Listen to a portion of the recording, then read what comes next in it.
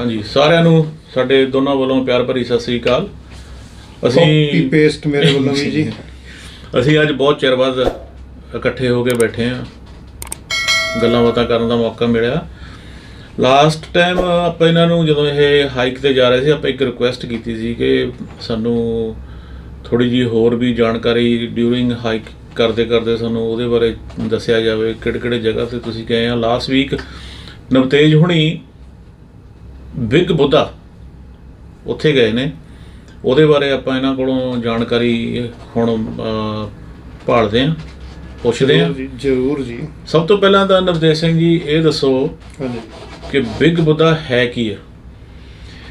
Big Buddha ਜੀ, okay, big Buddha ਲੈਂਟਾਓ island ਹੈ ਜਿਹੜਾ ਹਾਂਗਕਾਂਗ, ਹਾਂਜੀ, ਇਹਦੇ ਉੱਤੇ ਇੱਕ ਸਟੈਚੂ ਬਣਿਆ ਹੋਇਆ ਆਪਣੇ ਗੌਤਮ ਬੁੱਧਾ ਜੀ ਦਾ, ਜਿਹੜਾ ਕਿ ਕਾਂਸੀ ਦਾ ਬਣਿਆ ਹੋਇਆ। ਵਾਹ, ਇਹ ਬਹੁਤ ਵੱਡਾ ਸਟੈਚੂ ਆ, ਪਹਾੜੀ ਦੇ ਕਾਫੀ ਉੱਪਰ ਬਣਿਆ ਹੋਇਆ। ਤੇ ਮਤਲਬ ਜਦੋਂ ਆਪਾਂ ਐਰੋਪਲੇਨ ਤੇ ਲੈਂਡ ਵੀ ਹੁੰਨੇ ਹਾਂਗਕਾਂਗ 'ਚ, ਉਦੋਂ ਵੀ ਜੇ ਤੁਸੀਂ ਸੱਜੇ ਹੱਥ ਦੇਖੋ ਬਿਲਕੁਲ ਤਾਂ ਉਦੋਂ ਇਹ ਉੱਥੋਂ ਵੀ ਦਿਸਦਾ। ਤਾਂ ਸਾਨੂੰ ਵੀ ਦਿਖਾਓਗੇ ਬਾਅਦ 'ਚ? ਹਾਂਜੀ ਹਾਂ, ਕਿਉਂ ਨਹੀਂ। ਆਪਾਂ ਤਾਂ ਜਿਹੜੀ ਪਿਛਲੀ ਦਿਨ ਹਾਈਕ ਤੇ ਗਏ ਸੀ ਨਾ, ਆਪਾਂ ਉਸ ਦਿਨ ਕਬੂਤਰ ਨੂੰ ਵੀ ਆਪਣੇ ਨੂੰ ਨਾਲ ਲੈ ਕੇ ਗਏ ਸੀ। ਫਿਰ ਤਾਂ ਚਲੋ, ਤੇ ਕਬੂਤਰ ਨੇ ਉੱਤੇ ਜਾ ਕੇ ਆਪਦੀ ਅੱਖ ਨਾਲ ਕਾਫੀ ਕੁਝ ਰਿਕਾਰਡ ਕੀਤਾ। ਬਿਲਕੁਲ ਤੇ ਆਪਾਂ ਤੁਹਾਨੂੰ ਦਿਖਾ ਦਿੰਨੇ ਆ। ਇਹ ਇੱਕ ਮਹੱਤਵਪੂਰਨ ਜਾਣਕਾਰੀ ਆ ਕਿ ਜਿਹੜੇ ਉੱਥੇ ਜਾਣਾ ਚਾਹੁੰਦੇ ਨੇ ਜਾਂ ਹਾਲੇ ਤੱਕ ਨਹੀਂ ਗਏ ਜਾਂ ਵਿਦੇਸ਼ਾਂ 'ਚ ਬੈਠੇ ਲੋਕ ਉਹਦੇ ਬਾਰੇ ਜਾਣਨਾ ਚਾਹੁੰਦੇ ਨੇ, ਉਹਦੇ ਬਾਰੇ ਇੱਕ ਮਹੱਤਵਪੂਰਨ ਜਾਣਕਾਰੀ ਤੁਸੀਂ ਸਾਨੂੰ ਜ਼ਰੂਰ ਦੱਸਿਓ। ਔਰ ਹਾਂਗਕਾਂਗ ਦੇ ਵਿੱਚ ਵੱਖਰੀ ਜਗ੍ਹਾ ਤੋਂ ਉਹ ਬੁੱਧਾ ਦੇ ਸਥਾਨ ਤੇ ਕਿਵੇਂ ਪਹੁੰਚਿਆ ਜਾ ਸਕਦਾ? ਓਕੇ ਜੀ, ਆਪਾਂ ਐਂ ਕਰਦੇ ਆ, ਤੁਹਾਨੂੰ ਨਾਲ ਦੀ ਨਾਲ ਹੀ ਆਪਾਂ ਦਿਖਾ ਦਿੰਨੇ ਆ ਤੇ ਆਪਣੇ ਵੀਡੀਓ ਤੇ ਨਾਲ ਦੀ ਨਾਲ ਹੀ ਤੁਹਾਨੂੰ ਦੱਸ ਦਿੰਨੇ ਆ, ਸਾਰੀ ਇਨਫੋਰਮੇਸ਼ਨ ਦੇ ਦਿੰਨੇ ਆ। ਠੀਕ ਹੈ ਜੀ। ਵੈਸੇ ਤੁਹਾਨੂੰ ਦੱਸ ਦਵਾਂ ਜਨਰਲੀ ਵੀ ਜਿਹੜਾ ਆਪਣੇ ਸਟੈਚੂ ਆ ਇਹ ਬਣਿਆ ਹੋਇਆ ਜਿੱਥੇ, ਜਿਹਨੂੰ ਆਪਾਂ ਨੌਂਗਪਿੰਗ ਏਰੀਆ ਕਹਿੰਦੇ ਆ ਜੀ, ਉੱਥੇ ਜਾਣ ਦੇ 3 ਰਸਤੇ ਨੇ ਜੀ। ਇੱਕ ਤਾਂ ਆਪਣੇ ਬੱਸ ਆਪਾਂ ਤੁੰਗਚੁੰਗ ਤੋਂ ਜਾ ਸਕਦੇ ਆ, 23 ਨੰਬਰ ਬੱਸ, ਤੇ ਮੇਰਾ ਖਿਆਲ ਉਹ ਅੱਧਾ ਘੰਟਾ ਤੋਂ ਪੌਣਾ ਘੰਟਾ, ਅੱਧਾ ਘੰਟਾ ਲਾਉਂਦੀ ਆ। ਤੇ ਦੂਜਾ ਰਸਤਾ ਹੈਗਾ ਵੀ ਸੈਂਟਰਲ ਤੋਂ ਫੈਰੀ ਲੈ ਕੇ ਆਪਾਂ ਮੋਈਵੋ ਜਾ ਸਕਦੇ ਆ। ਅੱਛਾ ਜੀ। ਤੇ ਮੋਈਵੋ ਲੈਂਟਾਓ ਦੇ ਉੱਤੇ ਆ ਫੈਰੀ ਪੀਅਰ, ਤੇ ਮੋਈਵੋ ਤੋਂ ਆਪਾਂ ਬੱਸ ਲੈ ਕੇ ਜਾ ਸਕਦੇ ਆ। ਮੋਈਵੋ ਤੋਂ ਜਿਹੜੀ ਬੱਸ ਜਾਂਦੀ ਆ, if I am not wrong, ਕਿ 2 ਨੰਬਰ ਬੱਸ ਜਾਂਦੀ ਆ ਉੱਥੇ ਨੂੰ। ਠੀਕ ਆ ਜੀ। ਤੇ ਤੀਸਰਾ ਰਸਤਾ ਹੈਗਾ ਆਪਣਾ ਕੇਬਲ ਕਾਰ ਦਾ, ਤੁੰਗਚੁੰਗ ਤੋਂ ਕੇਬਲ ਕਾਰ ਜਾਂਦੀ ਆ ਤੇ ਆਪਾਂ ਉਹ ਲੈ ਕੇ ਜਾ ਸਕਦੇ। ਇਹ ਨਵਾਂ ਬਣਿਆ ਨਾ? ਹਾਂਜੀ, ਇਹਨੂੰ ਬਾਹਲਾ ਚਿਰ ਨਹੀਂ ਹੋਇਆ, ਥੋੜੇ ਜਿਹੇ ਸਾਲ ਹੀ ਹੋਏ ਨੇ। ਥੋੜੇ ਜਿਹੇ ਤਾਂ ਟਾਈਮ ਤਾਂ ਇਦਾਂ ਹੀ ਲੰਘ ਜਾਂਦਾ, 2 ਸਾਲ ਤਾਂ ਕਰੋਨਾ 'ਚ ਹੀ ਲੰਘ ਗਏ ਤੇ ਕਾਫੀ ਸਾਲ ਹੋ ਗਏ ਮਤਲਬ ਫਿਰ ਵੀ ਬਣੇ ਨੂੰ। ਤੇ ਤੁਸੀਂ ਉੱਥੇ ਜਾ ਕੇ ਆਏ ਹੋ, ਹਾਂਜੀ, ਤੁਹਾਨੂੰ ਤਾਂ ਪਤਾ ਹੋਊਗਾ ਇਹ ਕਿੰਨਾ ਕੁ ਉੱਚਾ, ਲੰਬਾ, ਭਾਰਾ, ਕਿੰਨਾ ਕੁ ਉਹਦੇ ਬਾਰੇ? ਹਾਂਜੀ, ਆ ਜਾਓ, ਤੁਹਾਨੂੰ ਨਾਲ ਦੀ ਨਾਲ ਆਪਾਂ ਦਿਖਾਉਂਦੇ ਆ ਤੇ ਨਾਲੇ ਤੁਹਾਨੂੰ ਜਾਣਕਾਰੀ ਦਿੰਦੇ ਆ। ਬਿਲਕੁਲ।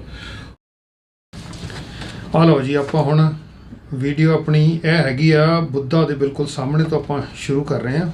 ਅੱਛਾ ਜੀ। ਹਾਂਜੀ, ਇਹ ਨੇ ਪੌੜੀਆਂ ਜਿਹੜੀਆਂ ਬਿਗ ਬੁੱਧਾ ਤੈਨੂੰ ਜਾਂਦੀਆਂ ਨੇ। ਅੱਛਾ, ਵਹੀ ਬੜਾ ਉੱਚਾ ਲੱਗ ਰਿਹਾ ਇਹ ਤਾਂ। ਹਾਂਜੀ, ਇਹ ਤਾਂ ਰੈਨੋਵੇਸ਼ਨ ਚੱਲ ਰਹੀ ਹੈ ਜੀ ਇਹਦੇ ਆਲੇ ਦੁਆਲੇ, ਤੇ ਇਹਦੀ ਜਿਹੜੀ ਹਾਈਟ ਆ ਉਹ ਤਾਂ 34 ਮੀਟਰ ਉੱਚਾ ਇਹ। ਵਾਹ ਜੀ, 112 ਫੁੱਟ 34 ਮੀਟਰ। ਅਸਮਾਨ 'ਚ ਟਾਕੀ ਲਾਈ ਲੱਗਦੀ ਹੈ ਨਾ। ਮੈਂ ਕਿਹਾ ਉਹੀ ਤਾਂ, ਜਿੱਦਾਂ ਮੈਂ ਕਿਹਾ ਨਾ ਪਹਿਲਾਂ ਕਿ ਵੀ ਦੂਰੋਂ ਦਿਖਾਈ ਦਿੰਦਾ। ਇਹ ਤਾਂ ਮਤਲਬ ਇਹਦਾ ਵਜਨ ਵੀ ਤੁਸੀਂ ਦੇਖ ਲਓ, ਇਹ ਸਾਰਾ ਕਾਂਸੀ ਦਾ ਬਣਿਆ ਹੋਇਆ। ਕਾਂਸੀ ਦੇ ਆਪਣੇ ਛੰਨੇ ਹੁੰਦੇ ਸੀ ਨਾ, ਹਾਂਜੀ, ਉਸ ਕਾਂਸੀ ਦਾ ਬਣਿਆ ਹੋਇਆ। ਤੇ ਕਾਂਸੀ ਦਾ ਇਹ 276 ਟਨ ਇਹਦਾ ਵਜਨ ਆ। ਬੱਲੇ। ਉਹ ਪਿੱਛੇ ਕੀ ਦਿਸ ਰਿਹਾ ਜੀ? ਉਹ ਪਿੱਛੇ ਜਿਹੜਾ ਹੈ ਜੀ, ਇਹ ਹੈਗਾ ਮੰਦਿਰ। ਅੱਛਾ। ਹਾਂਜੀ, ਇੱਥੇ ਕੱਲਾ ਮਤਲਬ ਸਟੈਚੂ ਨਹੀਂ ਹੈ, ਨਾਲ ਇਹ ਇੱਥੇ ਬੁੱਧ ਧਰਮ ਦਾ ਮੰਦਿਰ ਵੀ ਹੈ। ਉਹ ਤੁਹਾਨੂੰ ਮੰਦਿਰ ਦੇ ਬਾਰੇ ਦੱਸਦਾ ਮੈਂ, ਆਪਾਂ ਚੱਲਦੇ ਹਾਂ। ਤੇ ਇਹ ਬਾਬਾ ਜੀ 1990 ਦੇ ਵਿੱਚ ਬਣਨਾ ਸ਼ੁਰੂ ਹੋਇਆ ਸੀ। ਅੱਛਾ ਜੀ। ਤੇ 1993 ਦੇ ਵਿੱਚ ਇਹ ਕੰਪਲੀਟ ਹੋ ਗਿਆ ਸੀਗਾ। ਤੇ ਇਹ ਬਹੁਤ ਵੱਡੀ, ਜਿਵੇਂ ਕਹਿ ਲਓ ਵੀ ਟੂਰਿਸਟ ਅਟਰੈਕਸ਼ਨ ਵੀ ਹੈਗੀ ਹੈ। ਓਕੇ, ਹਾਂਜੀ, ਤੇ ਬਹੁਤ ਲੋਕ ਜਾਂਦੇ ਨੇ। ਇਹੋ ਜੀ ਚੀਜ਼ ਆਪਣੀ ਕੰਟਰੀ 'ਚ ਬਣਾਉਣੀ ਹੋਵੇ ਤਾਂ ਮੇਰੇ ਖਿਆਲ 20-30 ਸਾਲ ਤਾਂ ਲੱਗ ਜਾਣਗੇ ਇਕੱਠੇ ਨਾ। ਆਪਣੀ ਕੰਟਰੀ ਦੇ ਵਿੱਚ ਤਾਂ ਮੇਨਟੇਨ ਨਹੀਂ ਰੱਖ ਲਓ ਨਾ, ਬਣਾ ਤਾਂ ਖਿੱਚ ਧੂ ਕੇ ਲੈਣਗੇ। ਤੇ ਹੁਣ ਆ ਜਾਓ ਆਪਾਂ ਤੁਹਾਨੂੰ ਲੈ ਚੱਲਦੇ ਆ ਮੰਦਿਰ ਵੱਲ। ਹਾਂਜੀ ਆ ਮੰਦਿਰ ਆ ਗਿਆ। ਹਾਂਜੀ ਇਹ ਮੰਦਿਰ ਜਿਹੜਾ ਇਹ ਵੀ 115 ਸਾਲ ਪੁਰਾਣਾ, ਬੋਲੇ ਬੋਲੇ ਬੋਲੇ 1906 ਦਾ ਬਣਿਆ ਹੋਇਆ ਜੀ ਇਹ। ਅੱਛਾ ਜੀ। ਇੱਥੇ ਨਾ 3 ਆਪਾਂ ਭਿਕਸ਼ੂ ਨਹੀਂ ਕਹਿੰਦੇ ਇੰਡੀਅਨ ਮਤਲਬ ਭਿਕਸ਼ੂ ਇਹ ਕਹਿੰਦੇ ਆ ਨਾ। ਹਾਂਜੀ ਹਾਂਜੀ ਹਾਂਜੀ। ਮੌਂਕ ਜਿਹੜੇ ਹੁੰਦੇ ਆ, ਯੈਸ ਯੈਸ। 3 ਮੌਂਕ ਸੀਗੇ ਜਿਹੜੇ ਇੱਥੇ ਚਾਈਨਾ ਤੋਂ ਆਏ ਸੀ, ਜਿਆਂਗਸੂ ਚੋਂ। ਤੇ ਉਹਨਾਂ ਨੇ ਇੱਥੇ ਆ ਕੇ ਇਹ ਬਣਾਇਆ ਸੀਗਾ। ਤੇ ਇਹਦੇ ਅੰਦਰ ਨਾ 3 ਕਾਂਸੀ ਦੀਆਂ ਮੂਰਤੀਆਂ ਲਾਈਆਂ ਹੋਈਆਂ ਨੇ। ਅੱਛਾ। ਆ ਜਿਹੜਾ ਨਾਲ ਦਿਸ ਰਿਹਾ ਇਹਦੇ ਇੱਧਰਲੇ ਪਾਸੇ ਉਹ ਰੈਸਟੋਰੈਂਟ ਆ। ਹਾਂਜੀ ਇੱਥੇ ਰੈਸਟੋਰੈਂਟ ਦੇ ਵਿੱਚ ਵੀ ਸਾਰਾ ਕੁਝ ਵੈਜੀਟੇਰੀਅਨ ਮਿਲੂ। ਅੱਛਾ ਜੀ। ਪਰ ਉਹਦੀ ਲੁੱਕ ਆਏ ਹੋਊਗੀ ਵੀ ਆ ਚਿਕਨ ਆ ਮੱਛੀ ਆ ਇਦਾਂ ਮਤਲਬ ਤਰਸਾਉਣਾ ਨਹੀਂ ਕਿਸੇ ਨੂੰ ਕਹਿਣ ਦਾ। ਨਾ ਜੀ ਤਰਸਾਉਣਾ ਨਹੀਂ, ਪਰ ਹੈਗਾ ਵੈਜੀਟੇਰੀਅਨ ਹੀ। ਅੱਛਾ ਜੀ। ਆਲਾ ਦੁਆਲਾ ਇਹਦਾ ਬਹੁਤ ਸੋਹਣਾ ਬਣਿਆ ਹੋਇਆ। ਇੱਧਰ ਇੱਕ ਬਹੁਤ ਸੋਹਣਾ ਕੋਰੀਡੋਰ ਜਿਹਾ ਜਾਂਦਾ ਜਿਹੜਾ ਕਿ ਬੱਸ ਸਟਾਪ ਵੱਲ ਨੂੰ ਉੱਧਰ ਚਲੇ ਜਾਂਦਾ। ਕਹਿੰਦੇ ਆ ਵੀ ਸਵਰਗ ਲੱਗ ਰਿਹਾ, ਪਰ ਦੇਖਿਆ ਤਾਂ ਹੈ ਨਹੀਂ ਆਪਾਂ ਵੀ ਸਵਰਗ ਤੇ, ਲੱਗ ਰਿਹਾ ਵੀ ਨਹੀਂ ਬਾਬਾ ਜਾ ਕੇ ਆਓ ਜੀ, ਤੁਸੀਂ ਵੀ ਆਓ ਕਦੀ ਜਾ ਕੇ ਆਓ। ਨਹੀਂ ਇਹ ਬਹੁਤ ਸੋਹਣਾ ਬਣਾਇਆ ਹੋਇਆ। ਹੁਣ ਤਾਂ ਨਾ ਕਾਫੀ ਸਾਲਾਂ ਤੋਂ ਇਹਦੀ ਜਿਵੇਂ ਕਹ ਲਾ ਵੀ ਆਲਾ ਦੁਆਲਾ ਜਿਹੜਾ ਬਹੁਤ ਸੋਹਣਾ ਬਣਾਤਾ ਇਹਨਾਂ ਨੇ। ਚਲੋ ਬਹੁਤ ਵਧੀਆ ਗੱਲ ਹੈ ਜੀ, ਫਿਰ ਤਾਂ ਜਾਣਾ ਚਾਹੀਦਾ, ਅਸੀਂ ਵੀ ਜਾਵਾਂਗੇ। ਹਾਂਜੀ ਹਾਂਜੀ ਜ਼ਰੂਰ ਆਜੋ ਕਦੀ ਆਪਾਂ 2-4 ਫੋਟੋ ਖਿੱਚ ਕੇ ਲਿਆ ਕੇ ਤੁਹਾਨੂੰ ਕਦੀ ਆਪਾਂ ਇਕੱਠੇ ਹੀ ਚੱਲਦੇ ਆਂ। ਆਜੋ ਚਲੋ ਜੀ ਹਾਈਕ ਕਰਕੇ ਚੱਲਦੇ ਆਂ। ਚੌਥਾ ਰਸਤਾ ਹਾਈਕ ਵਾਲਾ ਵੀ ਹੈਗਾ ਉੱਥੇ। ਹੋਰ ਨਾ ਇੱਕ ਹੋਰ ਨਵੇਂ ਬੁੱਧੇ ਦਾ ਬਣਾਉਣਾ ਪੈ ਜਾ ਮੰਦਰ ਮੁੜ ਕੇ।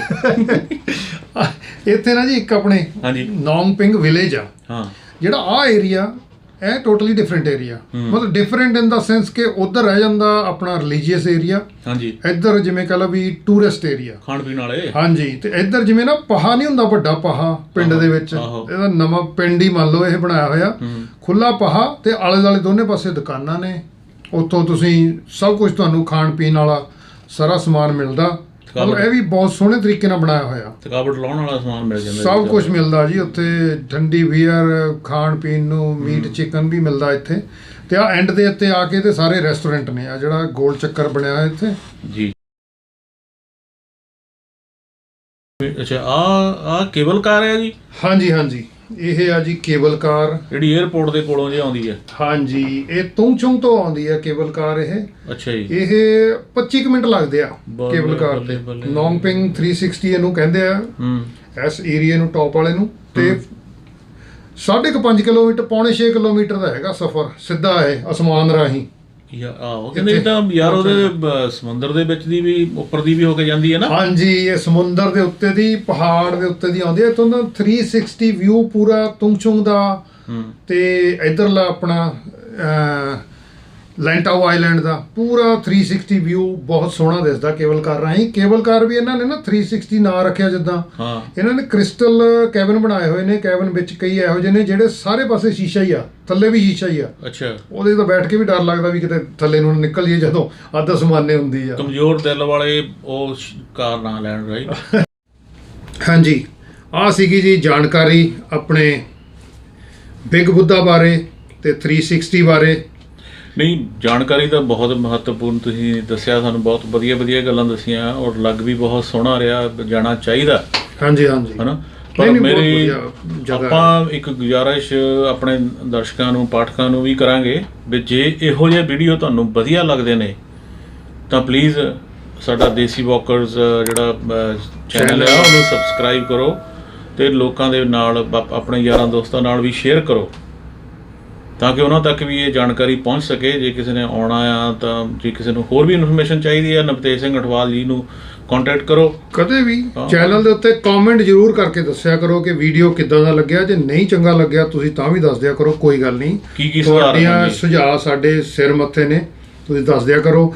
ਐਸੇ ਤਰ੍ਹਾਂ ਹੀ ਆਪਾਂ ਹਾਂਗਕਾਂਗ ਦੀਆਂ ਹੋਰ ਜਗ੍ਹਾ ਦੇ ਵੀ ਵੀਡੀਓ ਬਣਾ ਕੇ ਤੁਹਾਨੂੰ ਜਿਹੜੀ ਇੰਪੋਰਟੈਂਟ ਇਨਫੋਰਮੇਸ਼ਨ ਦਿੰਦੇ ਰਹਾਂਗੇ। ਤੇ ਤਦ ਤੱਕ ਲਈ ਸਤਿ ਸ੍ਰੀ ਅਕਾਲ, ਰੱਬ ਰਾਖਾ ਤੇ ਸਤਿ ਸ੍ਰੀ ਅਕਾਲ ਜੀ।